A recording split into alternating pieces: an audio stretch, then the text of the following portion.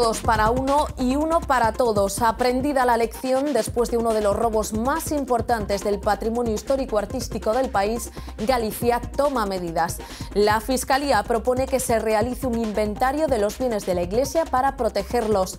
Aconseja además que se haga un cuestionario de evaluación de riesgos y que los curas se formen en asignaturas como prevención criminal y vigilancia.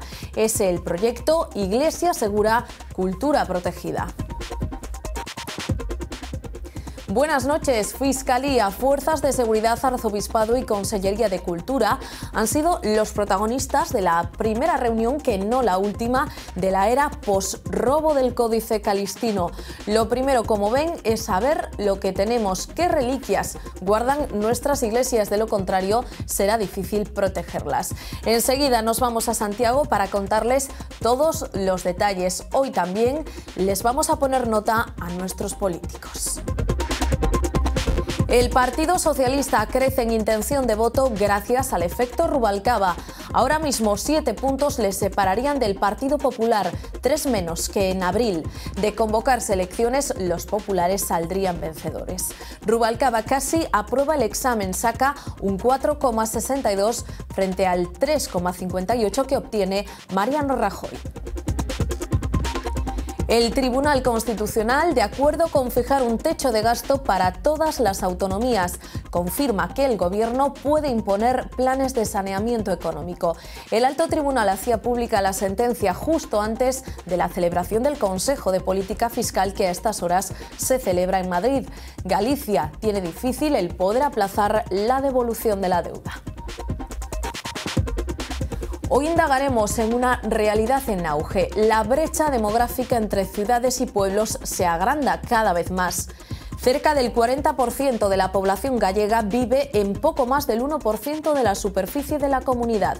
¿Es posible recuperar el equilibrio? Visitamos una de las zonas superpobladas de Galicia.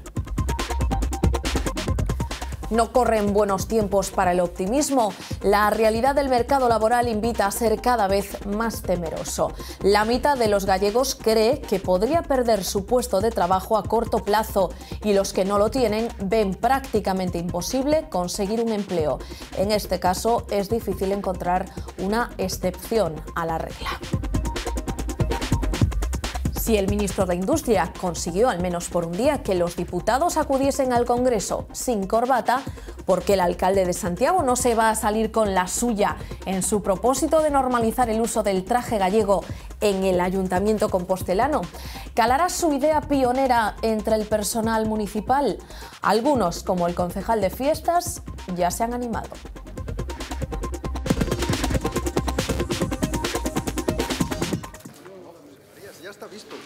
El mes de julio arrancaba con la peor noticia que le podría ocurrir a Compostela en el 800 aniversario de su catedral. El Códice Calistino había desaparecido. Todas las hipótesis apuntaban a un robo. Enseguida se ponía en marcha todo un dispositivo policial para tratar de localizarlo. Labor en vano, porque el preciado documento, la primera guía del Camino de Santiago, podría estar ya a miles de kilómetros. Al mismo tiempo crecía la polémica. ¿Estaba suficientemente protegido el códice? A la vista de los hechos, la respuesta parece obvia. El libro, datado del siglo XII y de valor incalculable, no estaba asegurado. Nos encontrábamos ante uno de los hurtos más importantes del patrimonio histórico-artístico de toda España. Nos vamos a ir hasta Santiago, donde esta tarde se ha celebrado una reunión a 4 bandas cuyo tema central era precisamente el códice. Por lo pronto, la Fiscalía ha propuesto que se elabore un inventario detallado de los bienes que tienen nuestras iglesias, pero ha habido más proposiciones. Marta Carballo ha estado siguiendo ese cónclave. Muy buenas noches. Pues 2 horas ha durado esta primera reunión que ha tenido lugar en el Arzobispado de Santiago de Compostela, con un objetivo: coordinar a las distintas administraciones a través de un protocolo para proteger los bienes patrimoniales de la Iglesia. Una reunión que se ha celebrado a instancias del fiscal jefe de Galicia, Carlos Varela, después de que se hayan detectado importantes problemas de seguridad tras la desaparición del Códice Calistino. Han estado presentes el consejero de Cultura, Roberto Alberto Varela y también el arzobispo de Santiago, así como representantes de los cuerpos y fuerzas de seguridad del Estado. El gran ausente, el delegado del Gobierno, Miguel Cortizo, que ha mostrado su malestar por no haber sido invitado a esta reunión que va a tener continuidad el próximo mes de septiembre, ya a un nivel más técnico. El objetivo es fijar 6 líneas básicas de actuación para proteger los bienes de la Iglesia. El primero de ellos, realizar un inventario. Ese é o punto de arranque, o inventario, catalogación e registro dos bens culturais da Iglesia. É un patrimonio que pertenece á Iglesia, pero que é un patrimonio que ten que ser, de alguna maneira, visibilizado por todos e disfrutado por toda a sociedade, pero sempre con garantías de seguridade. Estamos falando de un plan de carácter xeral para toda Galicia, por lo tanto estamos falando de un plan para todos os recintos religiosos. E penso que todos debemos traballar en esa dirección de maneira que se poida garantizar o máis que se poida a seguridade do amplísimo e riquísimo patrimonio que ten a Igrexa en Galicia. Hay ejemplos que nos invitan a pensar que el códice podría ser devuelto a su casa, al menos eso querríamos pensar. Les contamos la historia de un ladrón que robó un cofre de plata en la misma Compostela. De eso hacía ya 2 años. Bueno, pues hace unos días decidió devolverlo. Parece que los ladrones también sufren remordimientos de conciencia por sus actos. Y si no, que se lo pregunten a los feligreses de la parroquia de San Benito. Hace unos días aparecía en esta capilla de las ánimas la caja de plata que contenía la llave del sagrario y que fue robada hace más de 2 años. Se cree que fue el ladrón arrepentido el que la dejó bajo el altar de Santa Rita metida en 2 bolsas de plástico. El cura de la capilla fue el que se topó con la sorpresa. Para los parroquianos no cabe ninguna duda. Llevó una persona creyendo que era un tesoro y después descubrió que el valor es mínimo. Yo lo encuentro un poco tonto. Yo no sé ya para qué lo cogió, porque tenía idea de devolverlo. Pues que se arrepintió, hizo bien. Pero ¿qué pasaría si el Códice Calixtino apareciera sin más en la catedral? El Colegio de Abogados de Santiago garantiza el secreto profesional por si alguien arrepentido lo devuelve. Si la persona que nos hace entrega del objeto nos solicita el secreto profesional, nosotros desde el punto de vista legal tenemos que mantener ese anonimato. Los feligreses de las ánimas miran con positivismo la posible aparición del códice. Los ladrones que roban esas cosas se arrepienten. Confío completamente y creo además que está dentro de la catedral. El ladrón del Calixtino ya puede dejar paso al arrepentimiento.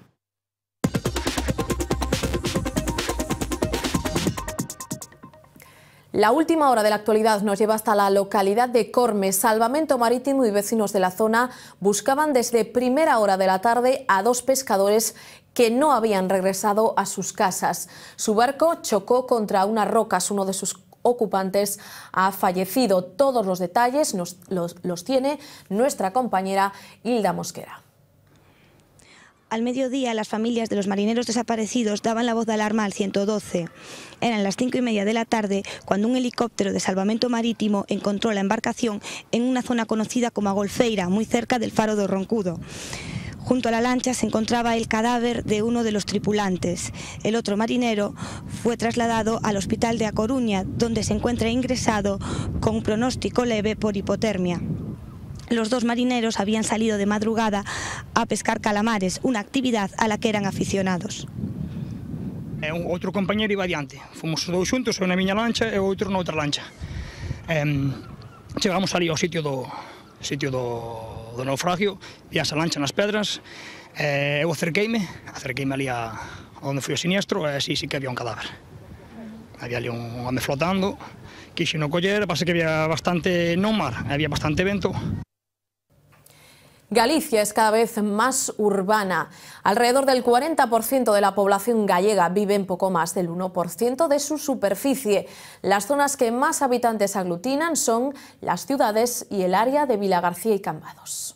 La brecha demográfica entre las urbes gallegas y el rural se hace más gruesa. La población se concentra en la costa atlántica mientras mengua el censo del resto del territorio. Sin embargo, puede haber medidas que restauren el equilibrio. A conformación do que debería ser un eixo interior que se comunicase a Mariña Lucense coa cidade de Lugo, coa cidade de Ourense e con coa fronteira portuguesa a través de Verín. Con todo, hay casi 200 municipios que apenas suman el 18% de los habitantes. Estos datos llevan a plantearse la fusión de los más pequeños. Quizás podemos pensar en municipios de máis de 20.000 habitantes que poidan definir un mapa de servicios coherente, sostible e viable. En los concellos de Lugo y Santiago la densidad media desciende por contar con parroquias donde la población cae en picado. Los problemas del rural también se sienten cerca de la ciudad. Hai líneas de buses, pero na periferia da parroquia, no que no centro da parroquia non hai ningún transporte público. Tens que pensar que a pesar de estar nunha parroquia a 7 km de Santiago, hai xente que non ten carné de conducir e se non ten coche como se tivera 40 km. En el polo opuesto se encuentran Vilagarcía y Cambados. No son ciudades, pero están entre los municipios más poblados. Sus habitantes tienen claros los motivos. A mí me parece un pueblo precioso y súper cómodo para vivir, tranquilo. Es más riqueza, más bienes, mejor calidad de vida, mejor tiempo.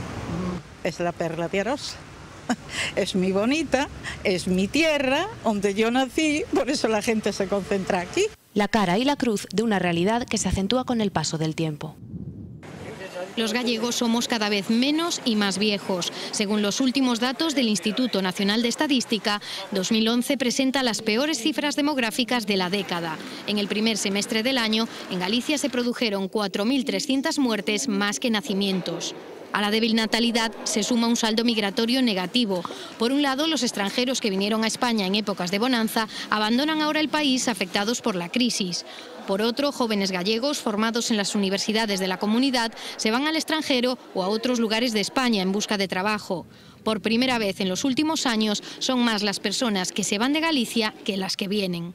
La incapacidad de generar relevo y el no ser un destino atractivo para la inmigración está dando lugar a una población gallega cada vez más envejecida. El 22% de las personas empadronadas en nuestra comunidad están en edad de jubilación. Esto supone que hay 2,9 personas trabajando por cada mayor de 65 años. Un panorama que presenta un futuro incierto para nuestras pensiones. La mitad de los españoles ven muy posible poder quedarse en paro en los próximos meses, pero no solo eso, temen incluso no tener recursos para atender necesidades básicas. ¿Somos tan pesimistas los gallegos? Lo comprobamos. No son tiempos optimistas en lo que a trabajo se refiere. Hoy en día nadie tiene el trabajo asegurado. Estoy en paro, pero voy a trabajar ahora el mes de agosto, el mes de vacaciones, sustituyendo. Y es lo que hay en todo el año. Este año no espero más, ojalá, pero no. Lo mantienes, pero es bastante difícil. Y lo encuentras, pero por pocas horas. Yo espero que no me sea complicado, pero bueno, tal como está la cosa, pues ya sabéis, cualquier día pues te meten un viaje y te vas para afuera, vamos. Los que no tienen empleo ven casi imposible conseguirlo. Creo que me va a ser dificilísimo. Aquí en Galicia sí, supongo que sí que me será complicado, tendré que salir fuera. O sea, es algo que ya tengo más o menos asumido. Hombre, un par de años por lo menos no creo que mejore mucho, así que difícil. Como están las cosas, pienso que no, pienso que es imposible. Está difícil. En estos momentos, como se ve la situación aquí en España, yo pienso que sí, que se ve muy difícil. Lo veo muy negro, muy negro, muy negro. Pero naturalmente el pánico no es generalizado. Trabajando y colaborando yo creo que sí. Cumpliendo con mis labores diarias creo que puedo conservar mi trabajo bien. Yo creo que si Dios quiere no va a haber problema, vamos, hay que pensar en lo positivo. Espero que sí. espero.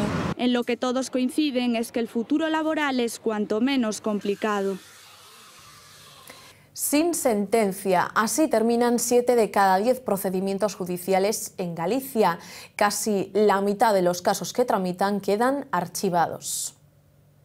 La justicia se satura. Entre las decenas de miles de casos que se tramitan en los juzgados gallegos, muchos de ellos son archivados. No creo que un magistrado de un juez de la instrucción tenga que estar ventilando las clásicas discusiones sobre nimios insultos entre unos vecinos, por ejemplo, o si mi perro intentó atacar a mi vecino. Bien por falta de pruebas, bien porque no constituyen un delito tipificado, estos casos se quedan a las puertas de un proceso, algo que se podría evitar. Imponer sanciones a personas que a la ligera formulan continuamente denuncias sin incurrir en falsedades, pero que sí de alguna manera tergiversan la realidad. La Fiscalía ha defendido la necesidad de pasar la instrucción al fiscal, con el fin de agilizar la tramitación de los casos. Sin embargo, esta solución tiene ciertos problemas. Habría que atinar de una manera muy sutil, muy ajustada, muy equilibrada, para evitar después que la Fiscalía se convierta en un instrumento del gobierno de turno. Pero actualmente ya se podrían aplicar medidas para aligerar los procesos administrativos judiciales. Eso se lograría mediante la destipificación penológica de esas conductas tan nimias, llevándolos al campo puramente administrativo. Todo sea con el fin de equilibrar la balanza de la justicia. El Tribunal Superior de Justicia ha desestimado el recurso presentado por el ex guardia civil que mató a su pareja en Cambados. Jaime Maiz fue condenado por la Audiencia Provincial de Pontevedra a 19 años de prisión por asesinar a su pareja en el 2007. La defensa del acusado presentó un recurso para anular la sentencia judicial, alegando que Maiz padecía un trastorno mental transitorio. El Tribunal Superior de Justicia rechaza la alegación y confirma la sentencia en su integridad.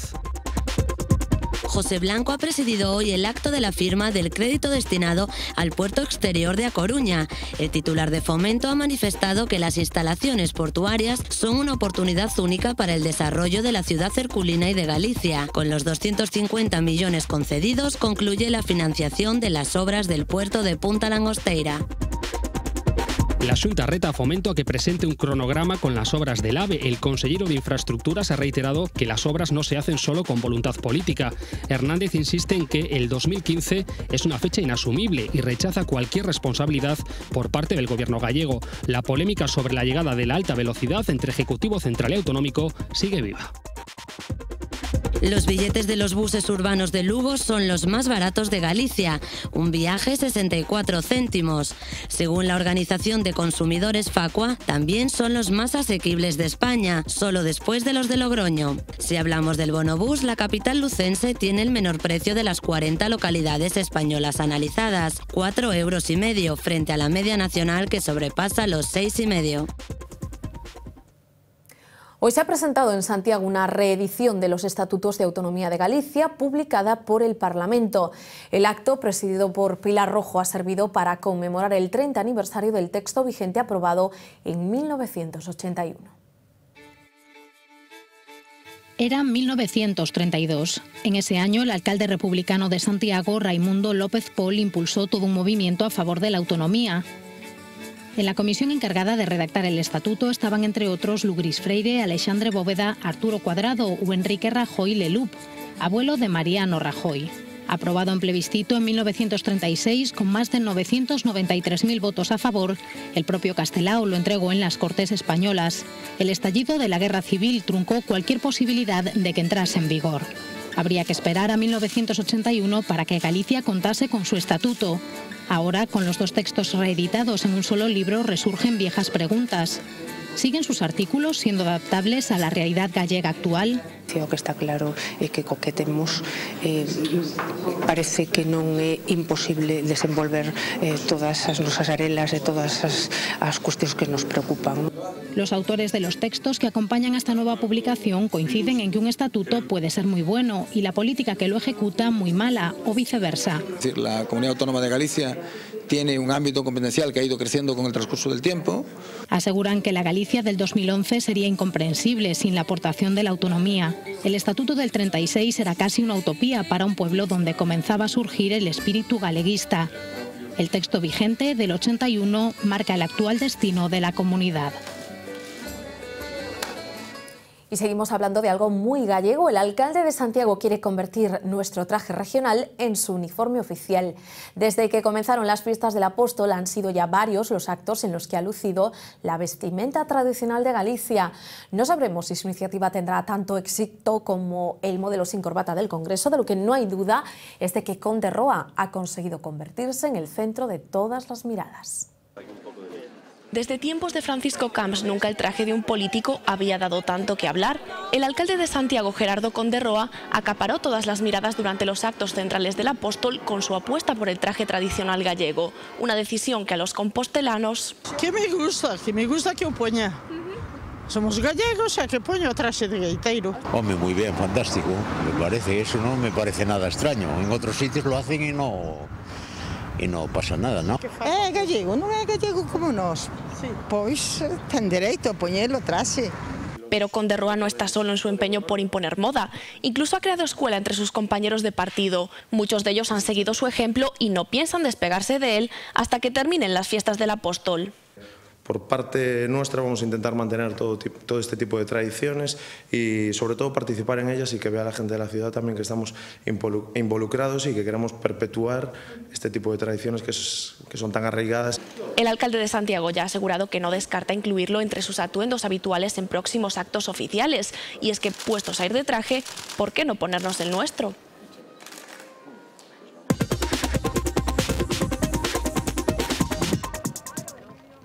A estas horas continúan reunidos en Madrid con la ministra de Economía, los consejeros de Hacienda de las comunidades autónomas. El Consejo de Política Fiscal dura ya más de 4 horas.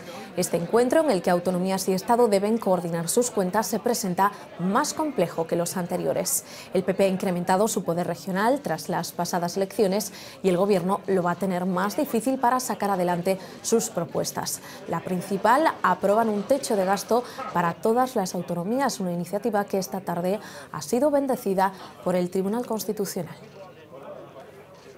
La regla del techo de gasto no es el único caballo de batalla que tendrá que superar el Ejecutivo. Las comunidades autónomas del PP mantienen su amenaza de no devolverle al Estado los casi 19.000 millones que le deben. Piden una moratoria a la que también se ha sumado Cataluña. Otras regiones, como Andalucía, respetarán los plazos, aunque ponen condiciones a ese techo de gasto. No estamos de acuerdo con cualquier regla de gasto. Vamos a ver cómo plantea el Gobierno esta regla, pero en principio todos estaríamos de acuerdo con una regla que, por supuesto, no ponga en riesgo la prestación de servicios públicos fundamentales de ninguna manera. Vamos a poner de manifiesto la asfixia a la que está sometiendo el Gobierno de la Nación a los madrileños, una asfixia que viene dada por un mal diseño del sistema de financiación y también por las decisiones que ha tomado este Gobierno. Y parece que hay una tendencia a demonizar a las comunidades autónomas como que seamos las responsables del déficit global del Reino de España, y desde luego no es así. Sobre la deuda de las autonomías también ha hablado hoy Zapatero, en el que puede ser su último pleno como presidente si finalmente se adelantan los comicios. Zapatero ha comparecido en el Congreso para explicar las medidas adoptadas por España en la última cumbre del Eurogrupo. Sobre las comunidades ha reiterado que deben cumplir con sus obligaciones. Rajoy le ha respondido que debería ser más benevolente, como lo ha sido Europa con Grecia. Para la consecución de nuestro objetivo presupuestario en 2011, la reducción del déficit hasta el 6% del PIB, es necesaria la contribución de todos los niveles de la Administración, ateniéndose cada uno de ellos a sus propios objetivos. No hemos caído en el pelotón de los desafortunados por casualidad. Recuerden que donde hacía falta un bisturí, aplicó un hacha. Prefirió hacer recortes más llamativos, aunque más injustos y menos eficaces, que aplicar en serio una política global de recorte del gasto. El PSOE recorta distancias frente al PP en intención de voto. Según la última encuesta del CIS, la primera desde que Rubalcaba es el candidato socialista a las generales, el PSOE baja de 10 a 7 los puntos de diferencia con respecto a los populares. El conocido como efecto Rubalcaba comienza a dar sus frutos. De celebrarse hoy elecciones generales, los populares ganarían, pero con menos ventaja. Se harían con un 43,1% de los votos frente al 36% del PSOE. La diferencia de algo más de 10 puntos en abril, cuando se hizo la anterior encuesta, bajaría a 7. Esto según el CIS en un barómetro muy esperado, ya que es el primero que se realiza desde que Rubalcaba fue proclamado como candidato del PSOE. Una pequeña remontada que se acoge con optimismo en el partido. Y si en un mes es capaz de levantar 3 puntos, pues si tiene 3 o 4 meses se pone por delante. Pero ante la que los candidatos prefieren no pronunciarse. ¿El CIS, señor Rajoy, los resultados? ¿Está satisfecho con el CIS, señor Rubalcaba? No lo he visto, sí. El PP le resta importancia al CIS y se ampara en los desfases de encuestas anteriores con los resultados electorales. Y es que Rubalcaba también sale bien parado en el cara a cara con Rajoy. Los sondeos lo consideran más eficaz, dialogante, honesto y creen que entiende mejor los problemas del país. En cuanto a la valoración de líderes, el catalán Durán y Lleida es el mejor visto, aunque todos los políticos españoles suspenden. En Galicia, el nacionalista Guillerme Vázquez es el peor valorado de todos los analizados. Lo que no cambia es la preocupación por el paro. Baja unas décimas, pero sigue siendo, con diferencia, el principal problema para los españoles.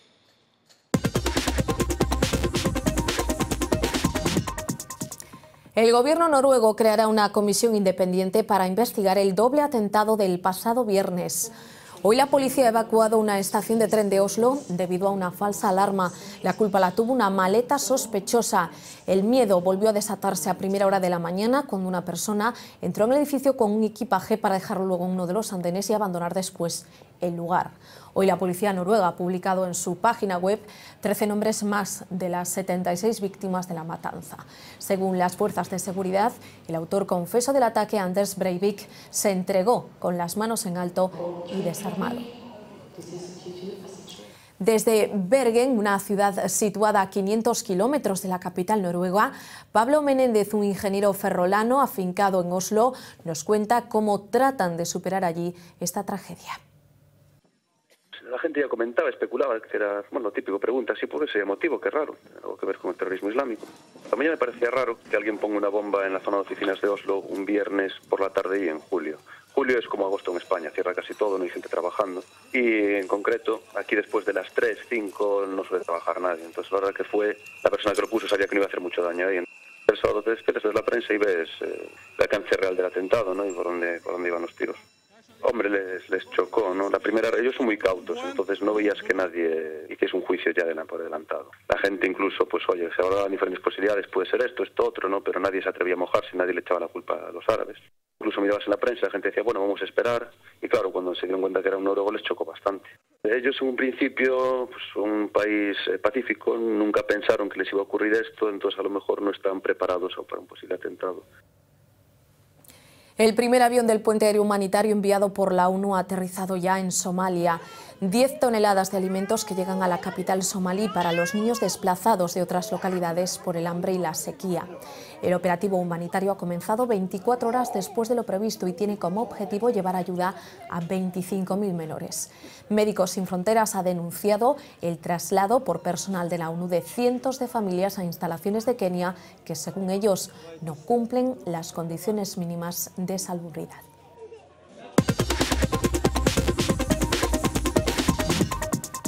Continúan los movimientos en el Deportivo. Hoy se ha hecho oficial la llegada del quinto fichaje para la próxima temporada, el portugués Bruno Gama. Por otra parte, Bodipo ha confirmado que no piensa salir del club a pesar de que Oltra le ha dicho que no cuenta con él. Mientras el equipo sigue trabajando para llegar a punto a la temporada, en las oficinas del Deportivo se está intensificando el trabajo para tratar de cerrar cuanto antes la plantilla que buscará el regreso a primera.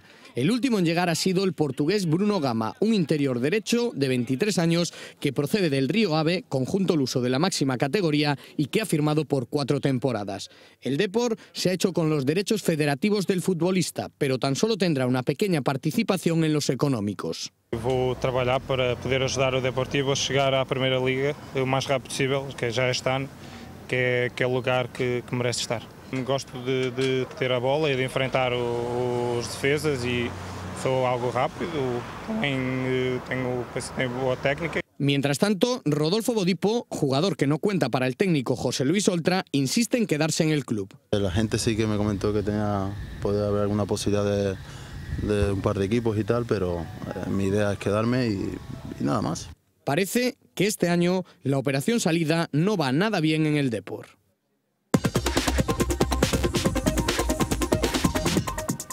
Estamos a punto de marcharnos, pero antes queremos enseñarles unas imágenes que nos acaban de llegar. Las del monumental atasco que se ha formado esta tarde en la AP9. Vean. El incendio de un camión cargado de cajas de pulpo obligó a cortar la autopista en ambos sentidos a la altura de Caldas de Reis durante casi una hora. El tráiler se incendió por motivos que todavía se desconocen. El fuego provocó una gran cantidad de humo. La falta de visibilidad fue realmente la que obligó a cortar la autopista en ambos sentidos. Nos vamos a marchar con música. Las fiestas del Apóstol acogen esta noche 3 actuaciones gratuitas. Grupos de pop españoles. En la Plaza da Quintana actuarán El Pescado, Centric y los vigueses Ragdog. Nunca imaginaste, las noticias dicen que todo va mal.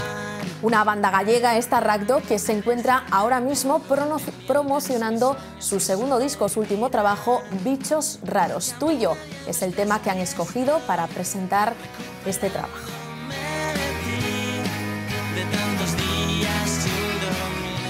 Con su música nos vamos hoy, que pasen una buena noche. La información vuelve a V Televisión a partir de las 8 de la mañana. Adiós. sobre ti.